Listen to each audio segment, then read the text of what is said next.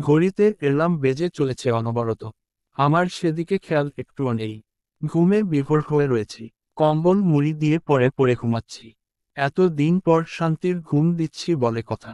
গতকাল শেষ পরীক্ষা ছিল। পরীক্ষা দিয়ে এসে আর ঘুমাইনি।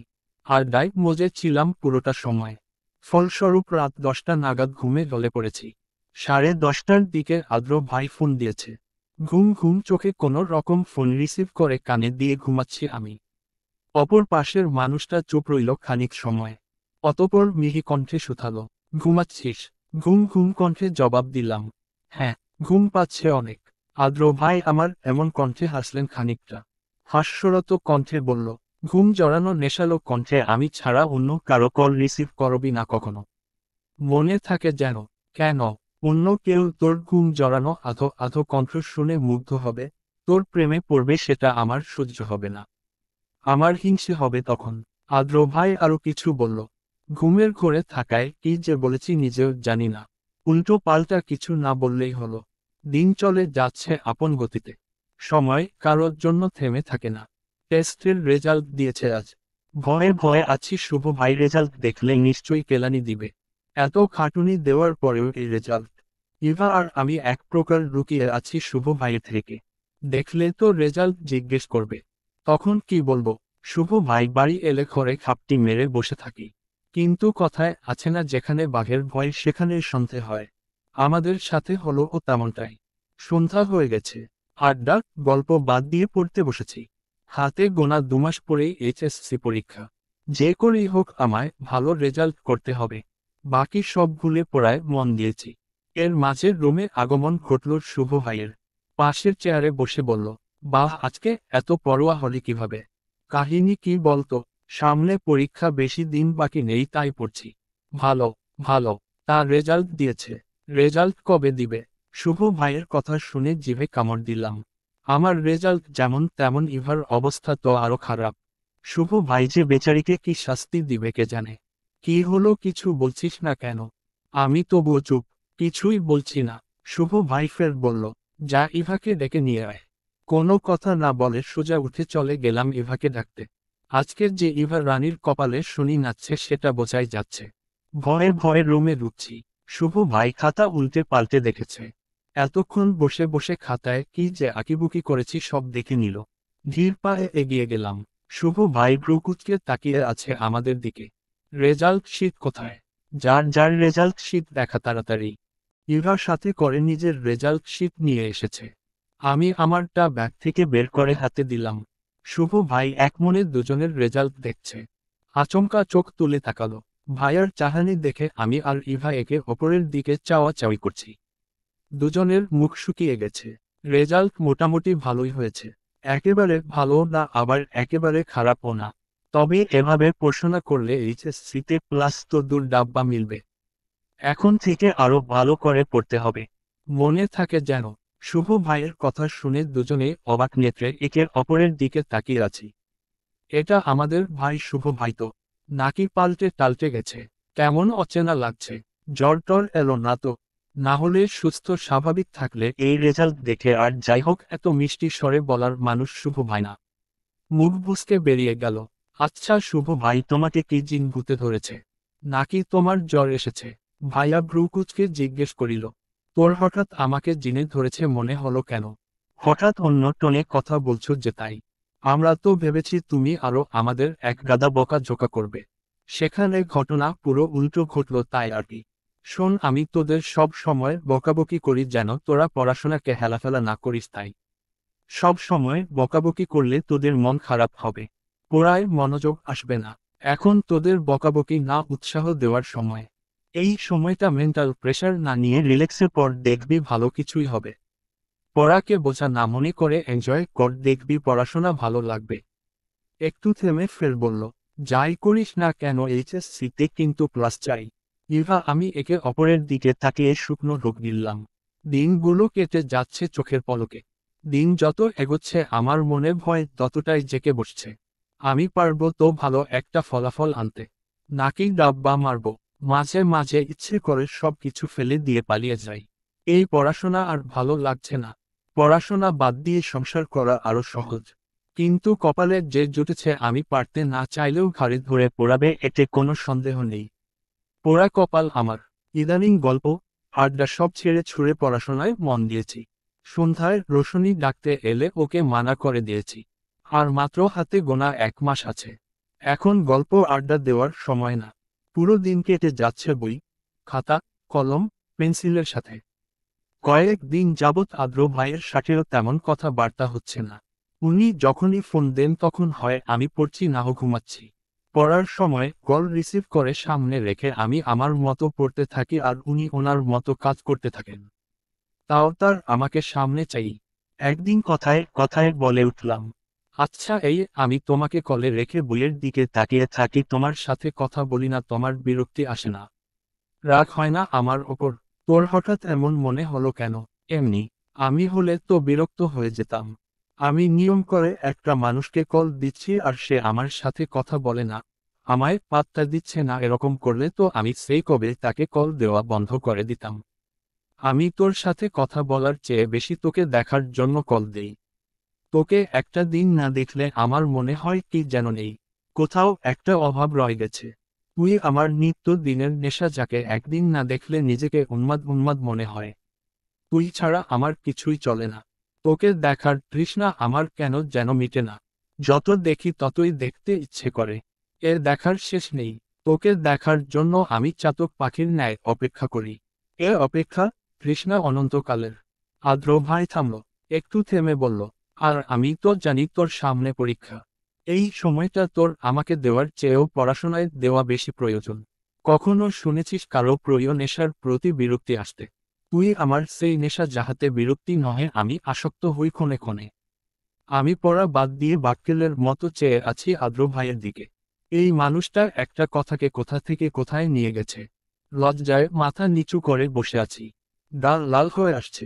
মন চাচ্ছে এক বালতি পানিতে ডুব দেই। এই লজ্জা আমি কোথায় রাখি? কথা ঘুরাতে বললাম, আচ্ছা আদ্র ভাই এই টপিকটা একটু বুঝিয়ে দেও তো। উনি ব্যস্ত হয়ে গেলেন আমায় পড়া বোঝাতে। আমিও মন দিলাম পড়ায়। টপিকটা বোঝানোর শেষে আদ্র ভাই হুট করে ডাকলো, কাছে আয় তো। ভ্রু কুঁচকে এলো। ফোনের ভিতর দিয়ে কাছে যাব কিভাবে? কি হলো, আসছিস না কেন? আজব কথা বলছো। ফোনের ভিতর দিয়ে কাছে আসবো কিভাবে? ফোনের আর একটু কাছে আয়। আদ্র ভাইয়ের কথা অনুযায়ী কাছে এগিয়ে গেলাম। উনিও কিছুটা সামনে এলো। মুখখানা কাছে এনে ফিসফিস করে বলল, তুমি যে ইচ্ছে করে কথা ঘুরিয়েছিস সেটা কিন্তু আমি জানি। এবার ছাড় পেলেও পরের বার কিন্তু ছাড় পাবি না। আদ্র ভাইয়ের এমন কথায় থতমত খেয়ে গেলাম। কি বোঝাতে চাইলেন বুঝতে না পেরে কপাল কুঁচকে তাকিয়ে আছি। বোঝার চেষ্টা করছি উনার কথার মানে। কথার মানে বুঝতে পেরে লজ্জায় মুড়ে গেলাম। আমার পড়া আছে। কল রাখছি। কথাটা বলে ফট করে কল কেটে দিলাম। এখন কল না কাটলে লজ্জায় পড়তে হবে। সকাল সকাল ঘুম ভেঙে গেছে। উঠে ব্যালকনিতে গিয়ে দাঁড়ালাম। ফুরফুরে হাওয়া বইছে। চুলগুলো এলোমেলো করে দিচ্ছে হাওয়ার ঝাপটা। তবুও আমি দিব্যি দাঁড়িয়ে আছি। চেয়ে দেখছি বাগানের ফুল গাছগুলো। ইচ্ছে করলো এক ছুটে যে ফুলগুলো ছুঁড়ে দেই। যেই ভাবা সেই কাজ। দৌড় লাগলাম। সিঁড়ি বেয়ে নিচে নামতেই ধাক্কা খেলাম কারোর সাথে।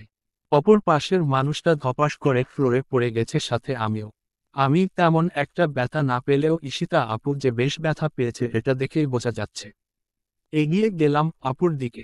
হাত বাড়িয়ে দিয়ে অনর্গল বলে চললাম, সরি, সরি আপু, আমি খেয়াল করিনি। I am extremely sorry. Ishita আপু আমার হাতে ধরে উঠে দাঁড়ালো। বেচারি কোমরে বেশ ব্যথা পেয়েছে। কোমর ধরে বলল, এখনো জামাইয়ের মুখ দেখতে পারলাম না, এর আগেই তুই আমার কোমর ভেঙে দিলি। এবার আমার কি হবে? আমার তো আর বিয়ে হবে না। কোমর ভাঙা মেয়েকে কেউ বিয়ে করবে না। আমি ফট করে বলে ফেললাম, আরে করবে করবে, শিহাব ভাইয়া আছে না? ভাইয়া বিয়ে করবে। আপু ব্যথা ভুলে চমকিত কণ্ঠে শুধালো, শিহাব ভাইয়ার কথা তুমি জানলি কি করে? জিভে কামড় দিলাম।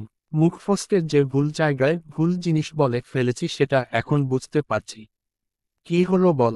আরে তুমি কথা বাদ দিও। বেশি ব্যথা পেয়েছো? পানি গরম করে এনে দিব। সেক দিবে। তাহলে ব্যথা কম লাগবে। আরে না, সমস্যা নেই। তুই এমন পা তারা চিহ্ন গলের মতো কোথায় ছুটছিলি? আর বলো না, বাগানের ফুলগুলো দেখে লোভ লাগছিল তাই যাচ্ছি। অনেক দিন হলো গাছগুলোর পরিচর্যা করা হয় না। তাই ভাবলাম গাছগুলোর আশপাশটা পরিষ্কার করে পানি দেই, না হলে আমার এত সাথের গাছেগুলো মরে যাবে। কিন্তু তুমি এত সকালে কি করছো? আমার কথা শুনে ঘাবড়ে গেল ঈশিতা আপু।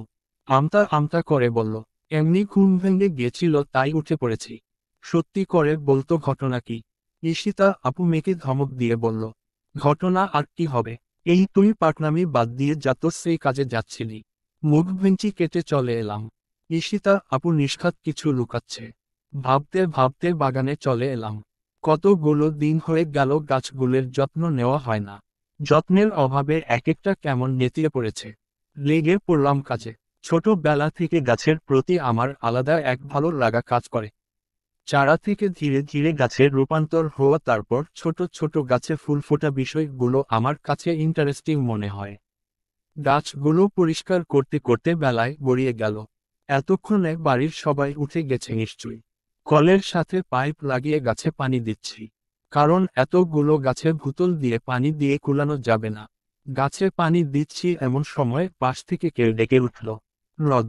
ডাক শুনে পাশে তাকিয়ে দেখি গেট দিয়ে ভিতরে আসছে আদ্র ভাই। পরনে তার কালো রঙের পাঞ্জাবি, পাঞ্জাবির হাতা কনুই পর্যন্ত গোটানো, চুলগুলো গুছিয়ে রাখা, একদম মাঞ্জা মেয়ে তারা চিহ্ন রে এসেছেন।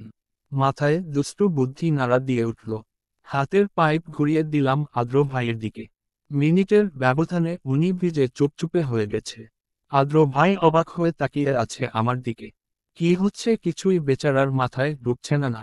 এমন সময় পাশ থেকে ইভা ডেকে বলল, রোদ কি করছিস? পাইপ সরা, আদ্র ভাই ভিজে যাচ্ছে তো। সরা। ইভার কথা শুনতে ওর দিকে তাকালাম। এবার ইভার দিকে পানি যাচ্ছে। বেচারি হাতে দিয়ে যথেষ্ট চেষ্টা করছে পানি আটকানোর।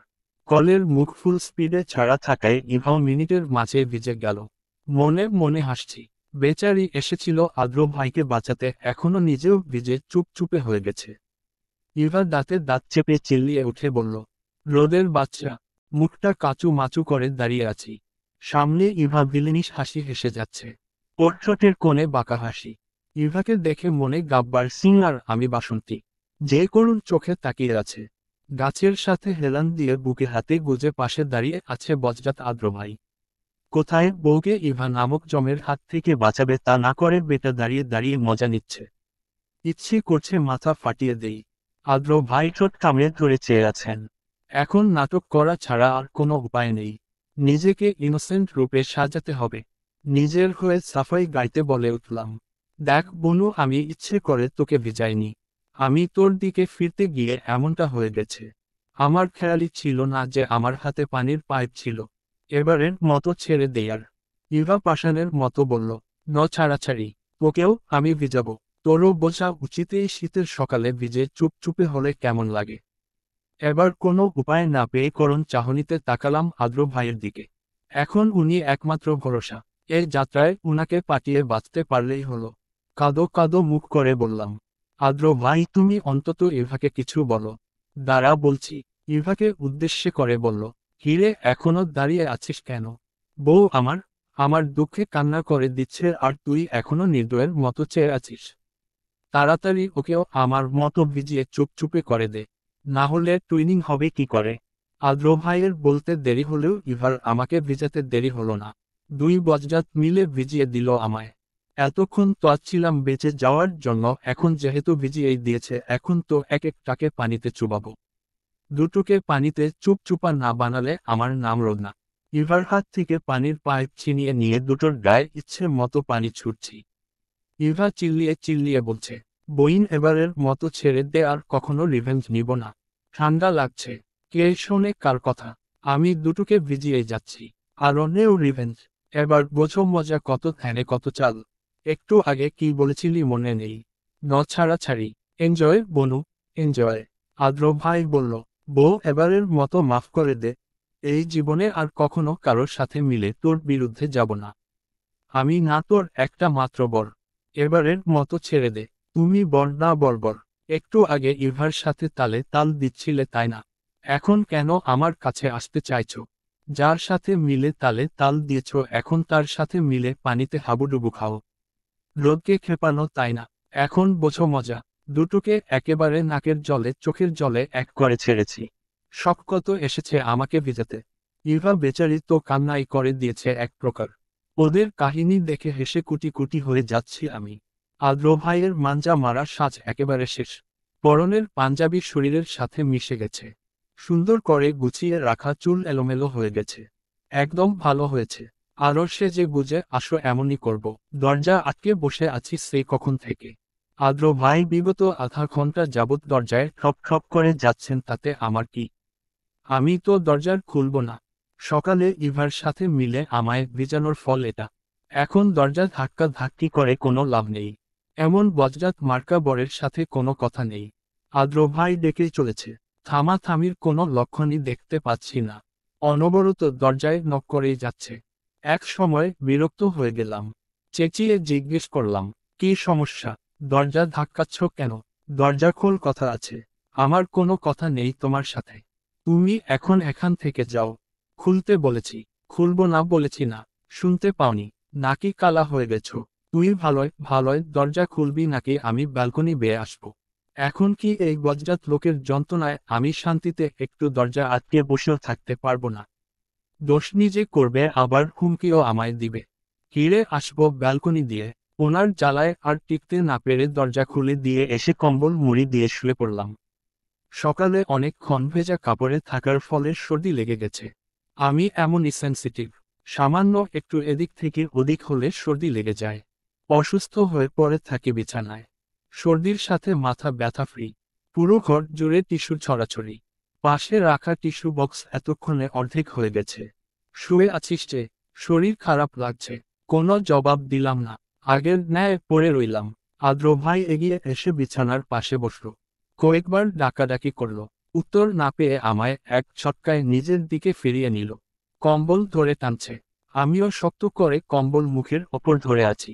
দেখতে দিব না আমায়। কোথাও বলবো না মা টানাটানি এক পর্যায়ে আমায় হার মানতে হলো। এমন বজ্জাত মার্কা লোকের শক্তির সাথে কি আমি পারবো? আদ্র ভাই সেকেন্ড 2 পর্যবেক্ষণ করল। পর্যবেক্ষণ শেষ হলে শুধালো, সর্দি লেগেছে? আমি তাও কোনো উত্তর দিলাম না। বারবার টিস্যু দিয়ে সর্দি মোছার ফলে নাকের ডগা লাল হয়ে গেছে। জ্বলছে কিছুটা। পুরো ঘরের অবস্থা নাজেহাল। এদিক সেদিকে টিস্যু ছড়িয়ে ছিটিয়ে আছে। ঘরের অবস্থা দেখে বুঝতে সমস্যা হলো না কি হয়েছে। আদ্র ভাই কপালে হাত দিয়ে তাপমাত্রা চেক করে গট গট পায়ে বেরিয়ে গেল। ওনার যাওয়া দেখে ভেঞ্চি কেটে ফের কম্বল মুড়ি দিলাম। কয়েক মিনিটের মাঝে হাতে গরম গরম খাওয়া ওঠা চায়ের কাপ নিয়ে ফিরে এলো। ব্যস্ত হাতে চায়ের কাপ পাশের টেবিলের ওপর রাখতে রাখতে বলল, গরম চা এনেছি। ওঠ, উঠে গরম গরম চা খা, দেখবি সর্দি কমে যাবে। আমি খাবো না, নিজেই খেয়ে নেও। জুতা মেরে এখন আর গরু দান করতে হবে না। তুই নিজে থেকে উঠবি নাকি আমি উঠাবো? কম্বল মুখের ওপর থেকে সরিয়ে ঝাড়ি দিয়ে বলে উঠলাম। কি সমস্যা? এখন আলগা দরদ দেখাতে এসেছো কেন? লাগবে না আলগা ভালোবাসা দেখানো। আদ্র ভাই পাশে বসে নমনীয় কণ্ঠে বলল, সরি, আমার খেয়াল ছিল না তোর সামান্য তেজ সর্দি লেগে যায়। আমি সত্যিই খেয়াল করিনি। কিন্তু তুই যে ইচ্ছে করে আমায় প্রথমে ভিজিয়েছিস তার বেলায়। হাতে চায়ের কাপ নিয়ে চুমুক দিতে দিতে বললাম, ভিজিয়েছি, বেশি করেছি। আরও ভিজাবো? লাগলেই 100 বার ভিজাবো, তাতে তোমার কি? কালো পাঞ্জাবি পরে, পাঞ্জাবির হাতা গুটিয়ে, চুল সেট করে সেজে গুজে মাঞ্জা মেরে মেয়েদের দেখাবে ভেবেছ? সেগুড়ে বালি। আমি থাকতে তোমার সেই ইচ্ছে পূরণ হবে না। এরপরে এমন দেখলে ময়লা পানি গায়ে ঢেলে দিব। সাবান দিয়ে ঘষলেও শরীর থেকে গন্ধ যাবে না। এবার তো তাও ফ্রেশ ভালো পানি দিয়েছি। আদ্র ভাই চুপচাপ আমার কথা শুনল। উল্টো কোনো প্রতিক্রিয়া ব্যক্ত করল না। অবাক হয়ে আমার দিকে তাকিয়ে আছে। আজব, আমি কি এমন বললাম যে আমার দিকে এভাবে তাকিয়ে আছে? আচমকা প্রশ্ন করে বসল, আর ইউ জেলাস? মানে? ভ্যাবা চেকা খেয়ে গেলাম। এখানে জেলাস হওয়ার কি আছে? জিজ্ঞেস করেছি, তুই কি জেলাস? এই তোর ভাষ্য মতে আমি সেজে গুজে মেয়েদের দেখতে এসেছি, এতে কি তুই জেলাস? আমতা আমতা করে বললাম, আজব, আমি জেলাস হতে যাব কেন? জেলাস হওয়ার প্রশ্নই আসে না। আদ্র ভাই উঠে দাঁড়িয়ে আড়মোড়া ভাঙতে ভাঙতে বলল, ঠিক আছে, তুই যেহেতু জেলাসি না, তাহলে রুদ্রর কালো একটা শার্ট পরে, হাতা গুটিয়ে, চুলগুলো সেট করে তোর ভাষ্যমতে সেজে গুজে পুরো মাঞ্জা মেরে এলাকায় একটা চক্কর দিয়ে আসি। কি বলিস? কেমন হবে? মেয়েগুলো পটবে তো? আমি কিছুই বলছি না। চোখ ছোট ছোট করে তাকিয়ে আদ্র সাহেবের নাটক দেখে যাচ্ছি। ক্ষণিকের ব্যবধানে শার্টের ওপরের দুটো বোতাম আগে থেকেই খোলা ছিল। আরও দুটো বোতাম খুলে হাতা গোটাতে গোটাতে বলল, খুব গরম লাগছে। ফর্সা বুক দেখা যাচ্ছে তো, তাই না? শুনেছি মেয়েরা নাকি এই স্টাইলটা অনেক পছন্দ করে। আমি বসে বসে রাগে ফুলছি। সাপের মতো ফুসফুস করেছি।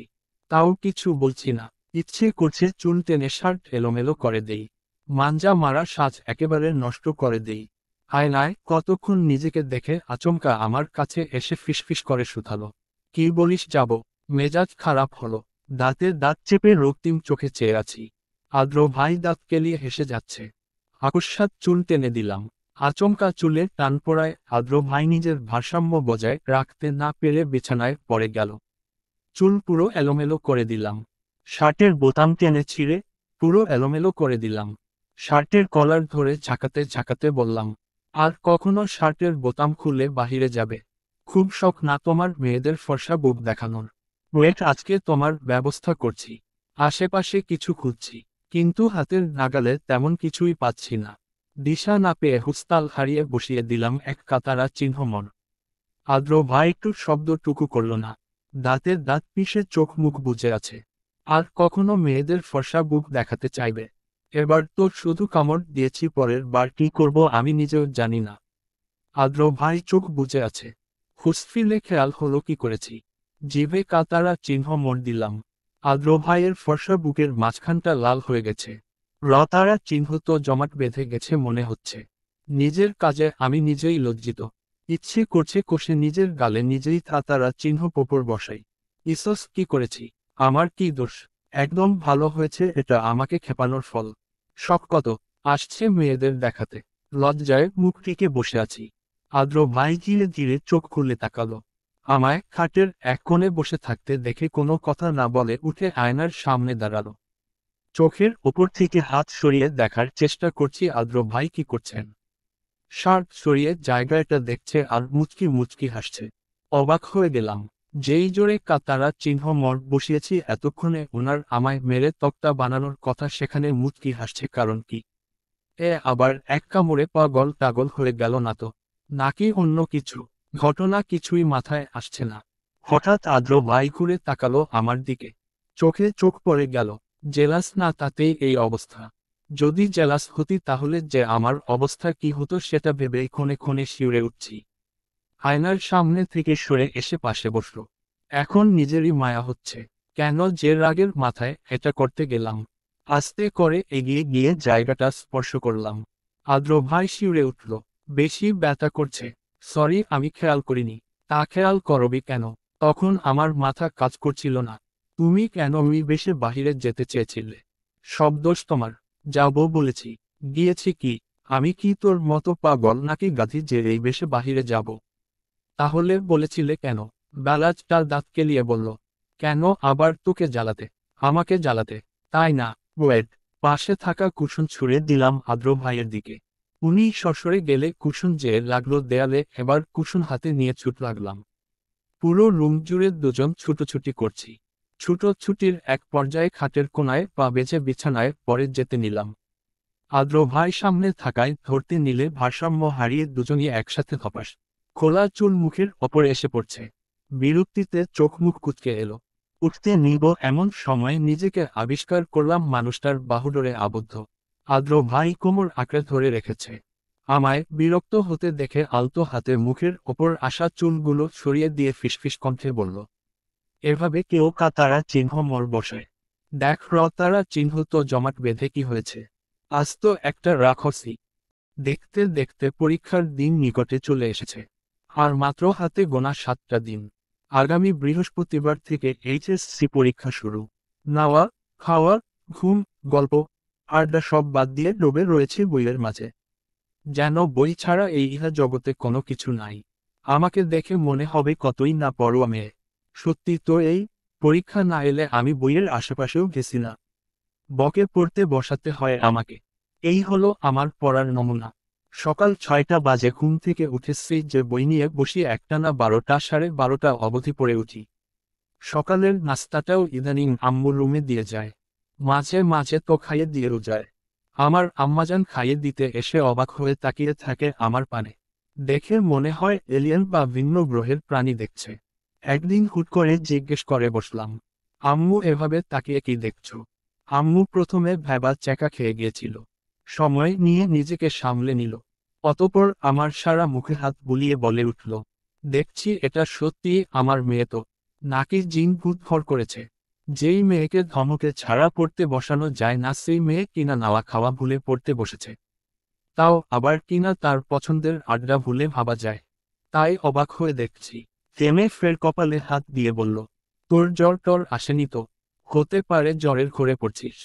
আম্মু, আরে মজা করছিলাম, তুই মন দিয়ে পড়। এটা যে আমার ফাঁকিবাজ মেয়ে এতে আমার বিন্দু মাত্র সন্দেহ নেই। আমার যে আম্মাজান আমায় কেউ খাইয়ে দিলে তাকে বলতো, এত বড় ডিঙ্গি মেয়েকে খাইয়ে দিতে হবে কেন? নিজে খেতে পারে না, ওর কি হাত নেই? সেই আম্মু এখন প্রতিদিন সকালে আমায় খাইয়ে দিয়ে যায়। পড়া থেকে উঠে গোসল করে দুপুরের খাবার খেয়ে ঘন্টা দুয়েক ঘুম দেই। প্রথম প্রথম এই টাইমটাতে পড়তাম।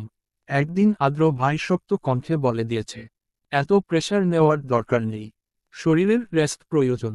তোকে জেলায় প্রথম হতে বলেনি যে এভাবে ঘুম, রেস্ট বাদ দিয়ে পড়তে হবে। খাওয়ার পর পাক্কা 2 ঘন্টা ঘুমাবি, তারপর উঠে পড়তে বসবি। তারপর থেকে দুপুরে একটু ঘুমিয়ে উঠে পড়তে বসি।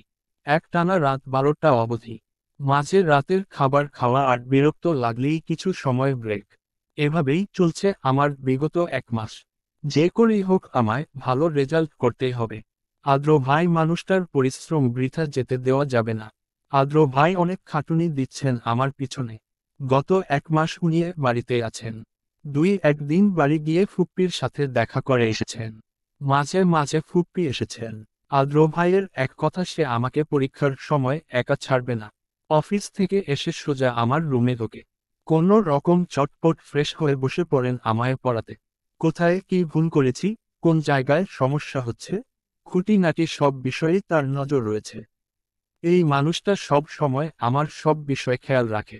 কোথায় কি হলো, আমার কোনো সমস্যা হলো কিনা, অফিসে বসেও তাকে আমার খবর নিতে হবে।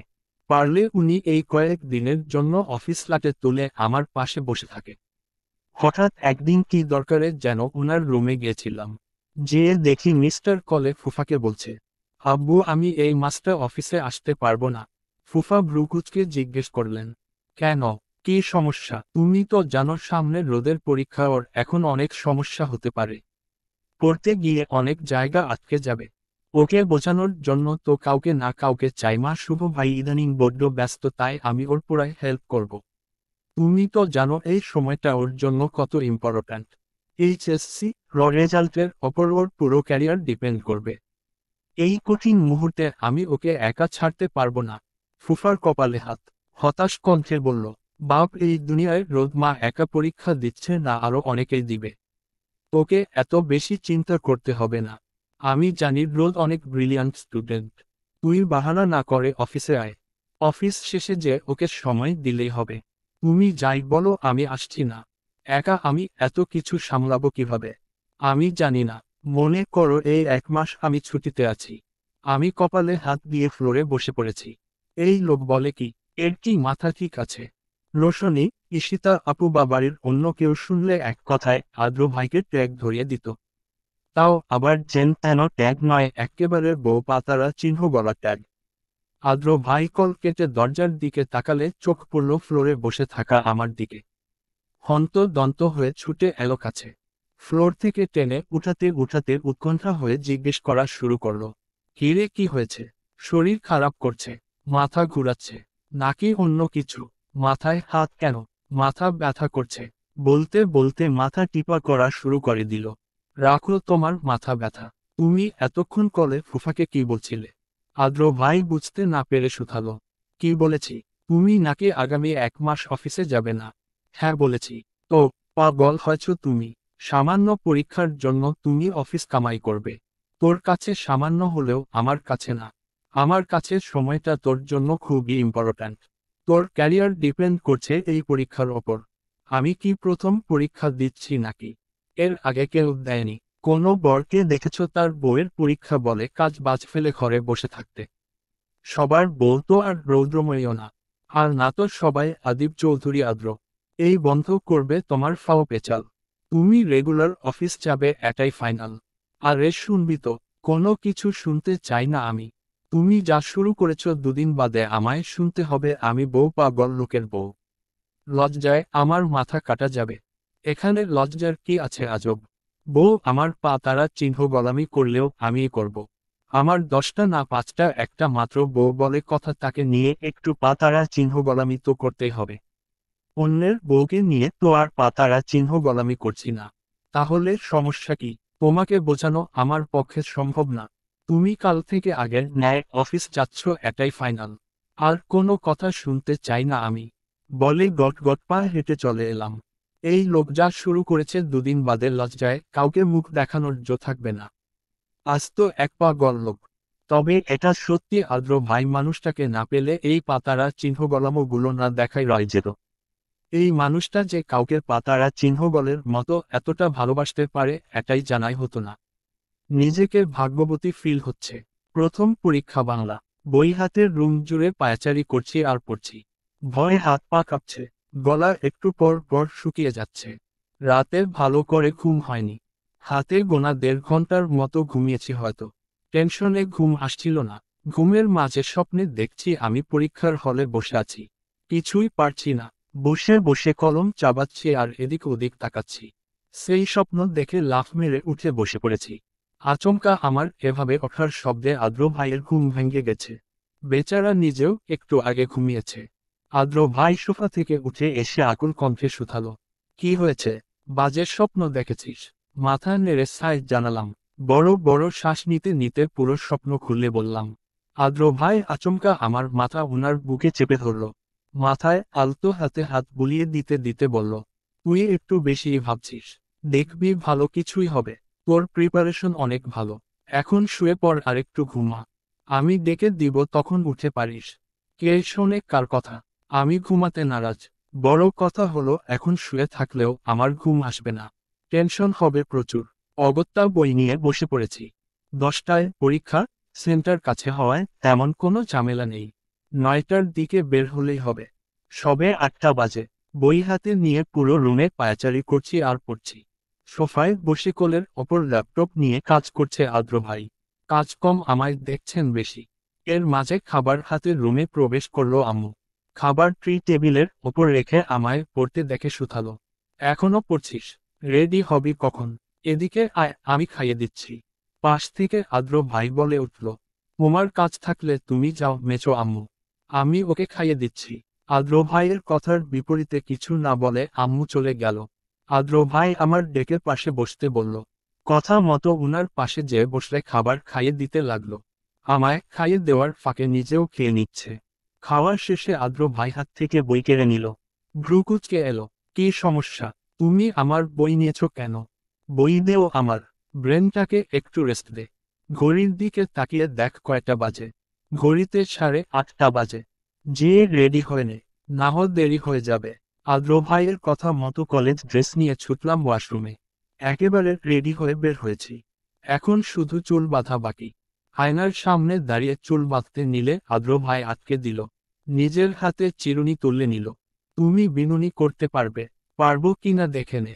আদ্র ভাই আলতো হাতে চুল আঁচড়ে বিনুনি করে দিচ্ছে। আর আমি আয়নায় তাকিয়ে মানুষটাকে দেখছি। কতটা মনোযোগ সহকারে একটা একটা করে বিনুনি করছে। ওনার ভাবভঙ্গি দেখে মনে হচ্ছে কতই না ইম্পর্ট্যান্ট কাজ করছে। একদম পুরো মনোযোগ দিয়ে করছে, যেন এদিক থেকে সেদিকে না হয়। এর মাঝে রুমে প্রবেশ করল ইভা। বন্ধুত্বর হলো, বলতে গিয়েও আটকে গেল বেচারি। অবাক চোখে তাকিয়ে আছে আমাদের দিকে। এদিকে ইভা যে এসেছে সে খেয়াল কি আদ্র সাহেবের আছে? উনি ওনার মতো নিজের কাজ চালিয়ে যাচ্ছে। ইভা হা করে তাকিয়ে আছে। আদ্র ভাই চুল বাঁধা শেষ হলে টেবিল থেকে আমার পরীক্ষার ফাইল তুলে নিল।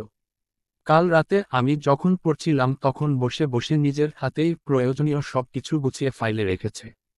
ফাইল হাতে রুম থেকে বেরিয়ে যেতে যেতে বলল, আমি নিচে যাচ্ছি, তাড়াতাড়ি আয়, না হলে দেরি হয়ে যাবে। আদ্র ভাই চলে গেল।